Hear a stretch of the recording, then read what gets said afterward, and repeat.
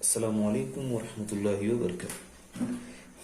प्यारे बच्चों, अगर आपके घर में टाइल्स बिठाना है, किसी दीवार पर या जमीन पर टाइल्स बिठाना है, तो आप इनमें से कौन से टाइल्स पसंद करेंगे, ये या ये? आप इन टाइल्सों पर भी गौर कीजिए। ये एक तरह के टाइल्स हैं, इन पर देखिए और इन टाइल्स को भी देखिए। आपने गौर किया होगा कि ये टाइल्स बड़ी आसानी के साथ फिट किए जा सकते और इनके दरमियान में जगह नहीं रहती।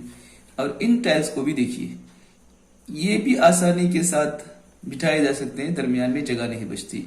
और इनको भी गौर कीजिए, ये भी बिठाए जा सकते हैं। जबकि ये टाइल्स अगर आप बिठाने की कोशिश करेंगे तो दरमियान में ऐसी जगह रह जाती है जो गैर मुनासिब है, ये आपसी जगह पूर्ण नहीं होती। उसी तरह से ये टाइल्स भी आप देखिए, हम इन्हें अगर सही तरतीब से जोड़ने की कोशिश करें तो इनके दरमियान में ऐसी जगह रह जाती है कि हम उसे पूर्ण नहीं कर सकते।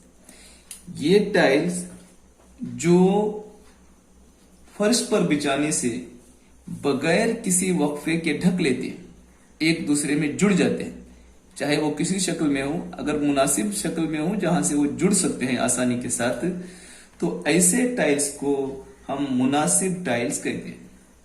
और ऐसे टाइल्स जो जुड़ते नहीं हैं, दरमियान में जगह रह जाती है, जैसे ये है, ये टाइल्स हैं, दरमियान में जगह रह जाती है, तो ऐसे टाइल्स को गैर मुनासिब टाइल्स कहते हैं। मैं चंद और पैटर्न यहां पर दिखा रहा हूं आपको, आप उनको जोड़कर देखिए। ये देखिए, एक मुसल्लसी पैटर्न है, मुसल्लस का पैटर्न है। ये टाइल्स अगर आप जोड़ने की कोशिश करेंगे तो आसानी के साथ जोड़े जा सकते हैं।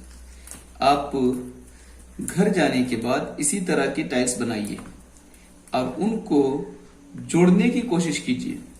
आप देखेंगे कि ये आसानी के साथ जुड़ सकते हैं। इसी तरह के मुख्तलिफ पैटर्न्स बनाकर आप जोड़ने की कोशिश कीजिए। तुम्हारी किताब में चंद पैटर्न्स दिए गए हैं, ऐसे हर पैटर्न के 10-10 चार्ट्स बनाइए, 10-10 टाइल्स काटिए और उनको जोड़ने की कोशिश कीजिए। जो सही तरह से जुड़ जाते हैं उनको मुनासिब टाइल्स कहेंगे, और जो सही नहीं जुड़ पाते हैं, जैसे ये है, उनको गैर मुनासिब टाइल्स कहते हैं। अस्सलामु अलैकुम व रहमतुल्लाहि व बरकातुहू।